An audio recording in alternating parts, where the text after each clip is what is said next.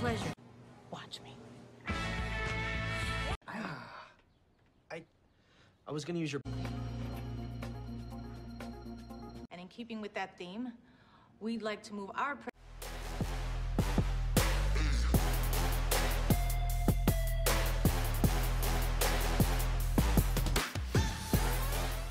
Film kali ini yang kita bahas berjudul Second Acts, dirilis tahun 2018, disutradarai oleh Peter Segal.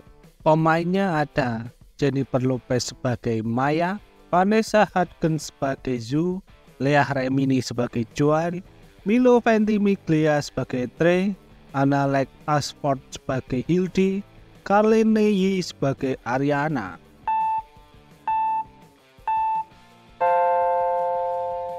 Di awal film dikelihatan Maya yang sedang jogging pagi-pagi. Maya merupakan seorang pelayan toko di sebuah supermarket.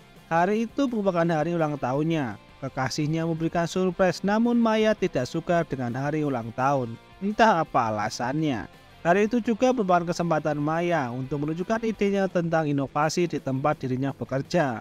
Saat di tempat kerja, Maya menjelaskan inovasinya kepada Tuan Westcott selaku pemilik supermarket. Maya mempunyai ide yang cukup brilian menjual secara live dan online dengan menunjukkan barang-barang yang ada, sehingga para ibu-ibu bisa belanja dari rumah, memperluas customer dan keuntungan. Maya juga menunjukkan tempat mereka melakukannya. Maya dibantu oleh rekan-rekannya, salah satunya adalah Joan, sahabatnya. Dengan ide yang begitu brilian, Westcott masih menjadikannya sebagai asisten manajer. Kurang terima dengan keputusan itu, Maya mencoba untuk protes. Namun karena Maya hanya lulusan SMA, membuatnya tidak bisa menjadi manajer. Karena peraturan dari perusahaan harus sarjana. Saat pulang kerja, Maya tampak masih kesal dengan keputusan bosnya itu. Joan menghiburnya dengan mengatakan kalau Maya punya pacar yang baik. Karena menghubungi kantor untuk mengadakan pesta ulang tahun buat Maya sebagai kejutan. Harusnya itu tidak dikatakan, namun Joan keceplosan yang membuat tidak jadi kejutan. Saat sampai di rumah Joan, teman-teman kantornya membuat kejutan buat Maya. Mereka semua berpesta dan bersenang-senang. Trey juga memberi semangat walaupun tidak dihargai oleh bos bodoh itu, semua itu belum berakhir. Hingga itu dikatakan berakhir, seorang orang yang mendukung Maya. Pagi harinya, Maya yang sedang ikut meeting bersama karyawan lainnya. Namun terlihat Maya kurang antusias. Tak lama Joan memanggilnya, mengatakan kalau ada panggilan wawancara dari perusahaan Franklin & Clark yang merupakan perusahaan besar skala internasional. Tapi Maya tidak pernah merasa kalau dirinya melamar di perusahaan itu. Ternyata Joanlah yang memasukkan lamarannya. Maya menolak wawancara itu, namun Joan memberi pilihan kepada Maya. Dengan bersikap berani atau menghabiskan sisa hidup dengan tuan bodoh tidak berguna. Sambil melihat direktur yang sedang rapat dengan anak buahnya. Setelah diberikan cukup matang, Maya kemudian pergi ke perusahaan itu. Di sana sudah banyak yang ikut wawancara. Masih muda-muda dan seperti berpendidikan. Tapi Maya tetap melanjutkannya, tanpa takut apapun.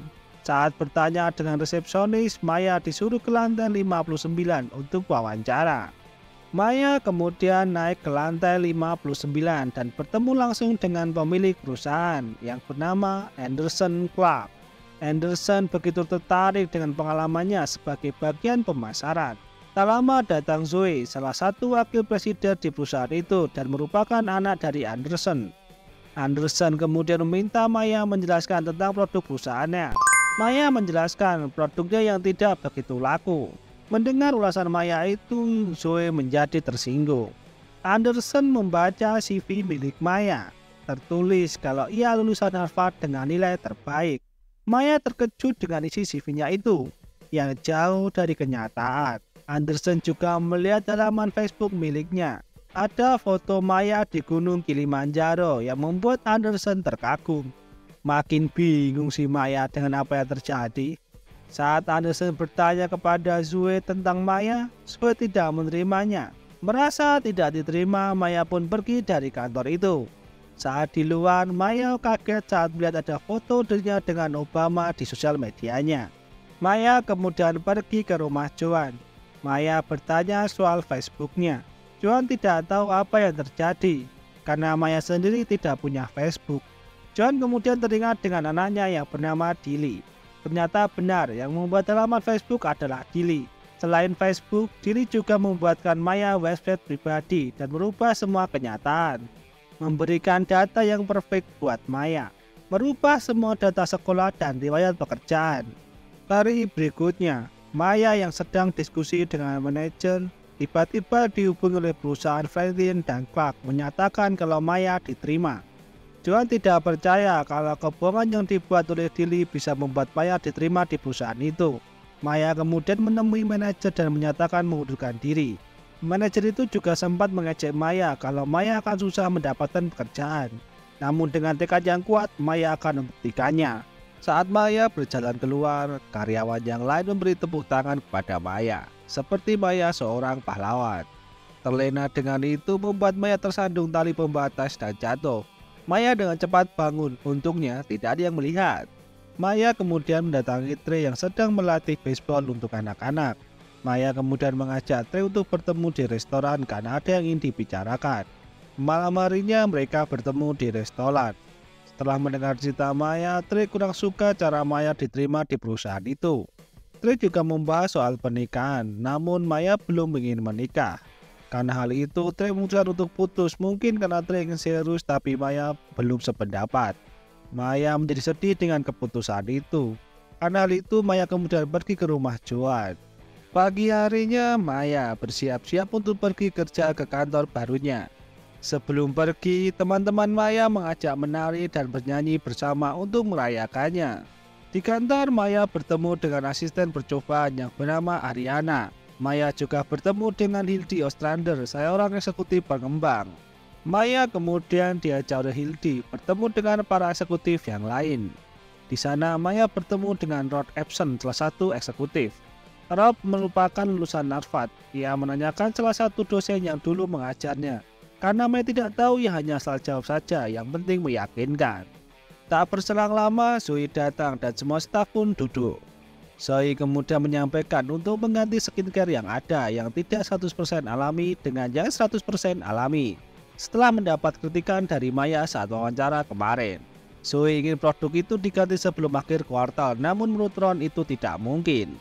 Tak berselang lama datang Anderson, lalu memperkenalkan Maya sebagai konsultan dengan pencapaian tinggi, serta pengarah perawatan kulit yang baru. Setelah perkenalan, Zoe ingin Maya menjelaskan tentang produk skincare yang menurut Maya cukup tertinggal. Karena tidak siap, Maya tampak gugup mencoba menjelaskan bagaimana produk itu kurang laku. Maya menjelaskan kalau perusahaan menawarkan sesuatu yang alami namun juga ditulis zat kimia dalam produk itu. Hal itu yang membuat customer jadi takut akan terkena kanker kulit. Pernyataan Maya disangkal oleh para ahli kalau zat kimia yang ada sudah standar FDI atau Food Drug Administration. Ron mengatakan untuk mengeluarkan produk baru, biaya yang dibutuhkan sekitar 3 kali lipat dari biaya pengembangan produk yang ada.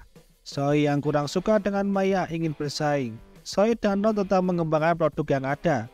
Sedangkan Maya dan Hildy bisa membuat sesuatu yang baru yang alami dengan batas keuntungan produk yang sudah ada.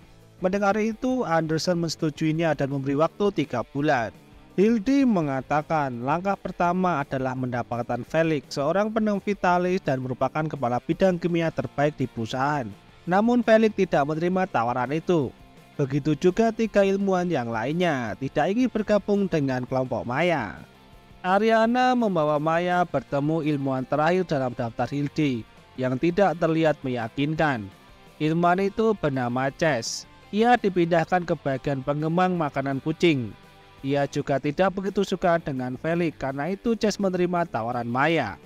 Malam harinya, Maya mengajak Joan ke apartemennya yang merupakan inventaris dari perusahaan. Mereka terkejut dengan keadaan apartemen itu yang begitu mewah. Joan mengambil bir dan minum bersama. Maya bertanya soal Trey. Joan memberitahu Maya untuk menutup rapat-rapat masa lalunya itu. Mendengar itu, Maya menjadi sedih. Joan kemudian mengajak Maya untuk belanja pakaian dengan kartu kredit yang diberikan oleh perusahaan. Hari berikutnya, Maya dan tim menyusun produk apa yang mereka buat. Mereka menemukan 4 hal dasar yang jadi acuan Maya. merasa muda, langsing, disayangi, dan bekerja di bawah tekanan. Maya dibawa ke tempat penelitian dan terlihat banyak produk yang sudah ada. Tak lama datang Anderson menyapa Maya dan timnya. Ia kemudian mengajak Maya untuk ikut lomba kapal dayung. Hari berikutnya yang berlomba tim Maya melawan tim Zoe. Anderson ikut dalam tim Maya. Perlombaan pun dimulai. Karena Maya tidak tahu tentang peperahuan, ia selalu mengikuti apa yang Zoe katakan. Sampai Maya salah mendengar, harusnya belok kiri namun Maya mengatakan belok kanan. Dengan istilah perperahuan, yang membuat kapal bertabrakan dan kapal tim Zoe patah. Mereka semua mengira kalau Anderson marah, tapi malah menganggapnya lucu. Padahal Maya sudah bermuka panik. Hari berikutnya, tim Maya mulai turun ke jalan, mencari informasi kepada orang-orang, namun itu tidak mudah. Tidak banyak orang yang mau ditanyai, sedangkan di lab Maya mencoba masker 100% alami. Karena baunya tidak enak, Maya meminta kepada Chase untuk mencari bahan yang berbau enak tapi alami. Ron yang mulai curiga dengan Maya mulai mencari tahu tentang Maya. Dengan menghubungi kantor registrasi, menanyakan apa Maya benar-benar lulusan Harvard. Karena yang menerima telepon itu adalah Dilly sehingga mengatakan kalau Maya adalah lulusan terbaik. Maya didatangi oleh Hildy memberikan hasil penelitian yang diambil dari perusahaan, bukan hasil dari ngobrol-ngobrol dengan orang-orang. Karena mereka tidak mendapatkan apa-apa selama 6 minggu itu. Tak berselang lama, Zoe datang dan ingin berbicara dengan Maya. Zoe ingin meminta tolong untuk menggantikan penjebak bahasa Mandarin yang sedang cuti. Karena Zoe akan bertemu dengan CEO dari Tiongkok. Karena menurut CV, Maya bisa berbahasa Mandarin, yang membuat Maya terkejut tapi tetap menerimanya. Maya yang tidak bisa bahasa Mandarin marah-marah kepada Joan, tapi Joan malah menertawakannya. Untuk membantu Maya, Joan meminta temannya yang seorang dokter hewan yang bisa berbahasa Mandarin untuk membantu Maya. Hari berikutnya, Maya, Zoe, dan Ron bertemu dengan orang Tiongkok itu yang bernama Philip. Awalnya Maya berbicara dengan benar, karena dokter sambil memeriksa seekor anjing padahal ngomong dengan asistennya, tapi oleh Maya dikatakan yang membuat Philip bingung.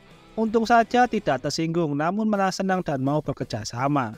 Zoe yang ingin membalas kebaikan Maya yang telah menolongnya, ia akan memberikan hasil penelitian ayahnya yang dulu.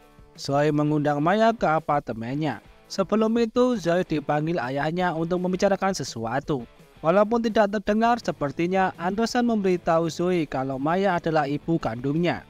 Singkat cerita, Maya saat umur 17 tahun pernah punya anak dan anak itu diberikan ke panti asuhan agar diadopsi karena Maya belum sanggup untuk menghidupinya. Saat di apartemen, Maya belum menyadari kalau Zoe adalah anaknya. Sampai Zoe memperlihatkan beberapa barang waktu masih kecil yang membuat Maya mengetahui kalau Zoe adalah anak kandungnya. Mereka berdua pun bersedih-sedih. Zoe juga sempat bertanya soal ayahnya. Maya hanya mengatakan kalau ayahnya laki-laki yang tampan. Setelah itu mereka pun jalan-jalan. Setelah selesai, Zoe memberikan hasil penelitiannya. Maya bercerita tentang pertemuannya dengan Zoe sebagai anaknya kepada Joan. Zoe juga ingin mengenal Maya lebih dalam, mengenal teman-temannya saat di Harvard. Itu membuat Maya sedikit bingung. Singkat cerita, Maya bertemu dengan Anderson dan Zoe di sebuah restoran. Anderson menceritakan tentang Zoe yang pernah mencari ibunya dan sempat menyerah. Saat Anderson menemukan Maya dari internet dengan berkedok wawancara, Anderson menemui Maya agar Maya tidak curiga. Tak berselang lama, datang teman-teman kerja Maya yang dulu berpura-pura menjadi teman Maya di Harvard. Hal itu membuat Zoe senang. Maya yang dilihat oleh Zoe sebagai ibu yang sempurna membuat Maya harus terus berbohong. Joan mulai melihat kalau Maya menjadi orang lain. Ia ingin Maya mengatakan kebenarannya kepada Zoe, namun Maya takut kalau Zoe tahu yang sebenarnya, Maya akan kehilangan Zoe kembali. Hal itu membuat Maya dilema.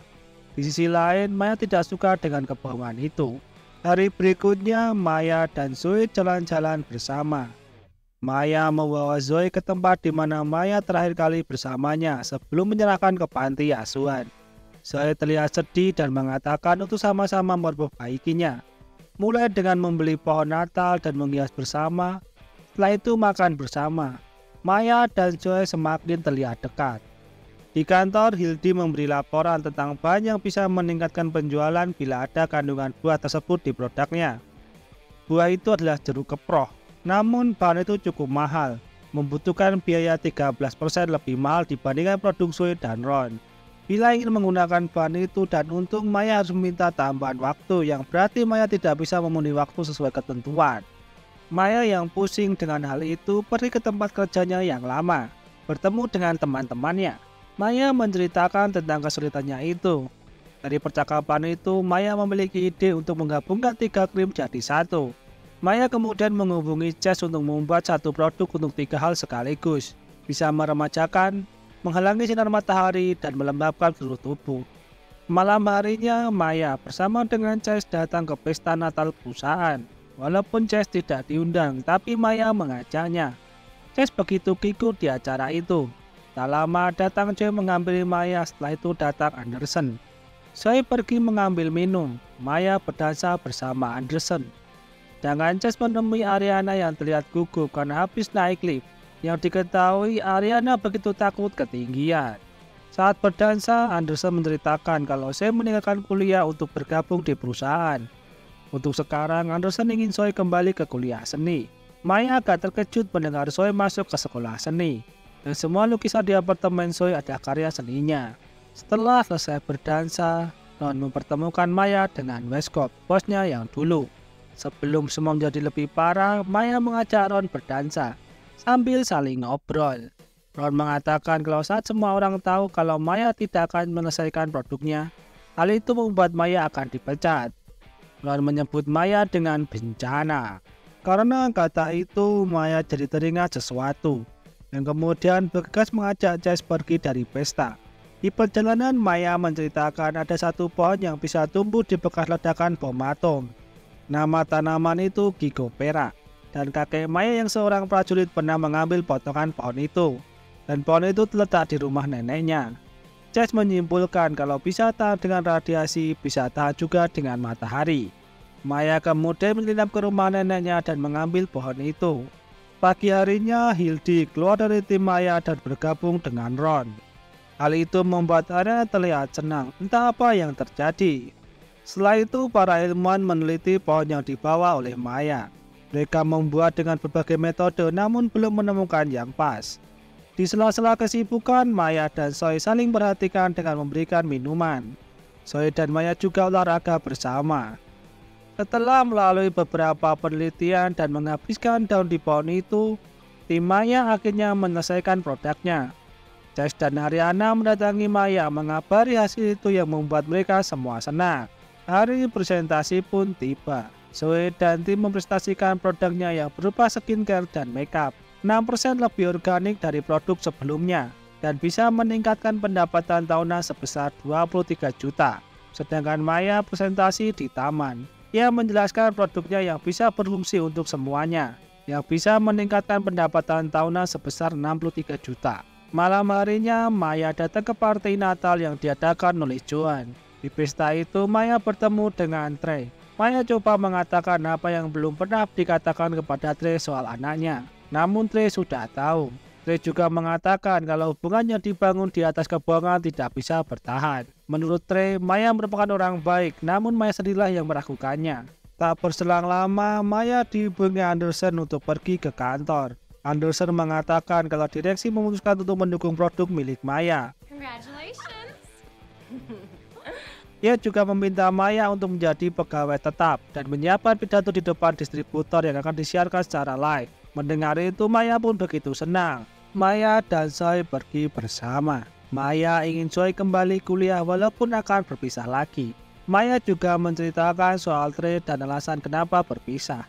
Maya yang coba mengatakan yang sebenarnya disela oleh Zoe yang memohon kalau Zoe tidak ingin ditinggalkan dan sangat membutuhkan Maya. Hal itu membuat Maya terharu dan semakin membuatnya bingung.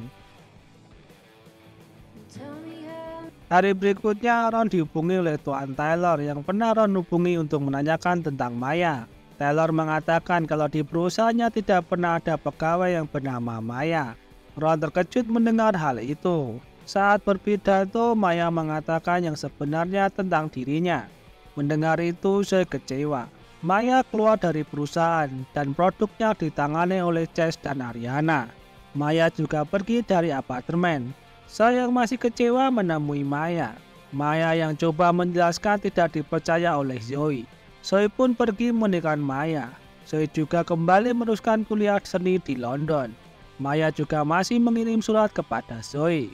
Maya kemudian memutuskan membuka usaha tentang pembelian kebutuhan sehari-hari secara online yang dibantu oleh teman-temannya dan bekerja sama dengan supermarket tempat dulu bekerja, dan aplikasinya dibuat oleh Dilly di sela-sela kuliahnya. Saat sedang makan bersama dengan Juan dan yang lainnya, datang Trey menanyakan soal kesiapan Maya untuk berkeluarga. Maya mengatakan kalau Trey adalah keluarganya. Setelah itu Maya menemui Zoe yang telah selesai kuliah dan pulang. Maya ingin memulai lagi dari awal bersama Zoe. Zoe kembali bersama dengan Maya. Teman-temannya yang melihat itu juga ikut senang. Semua bahagia dan cerita usai.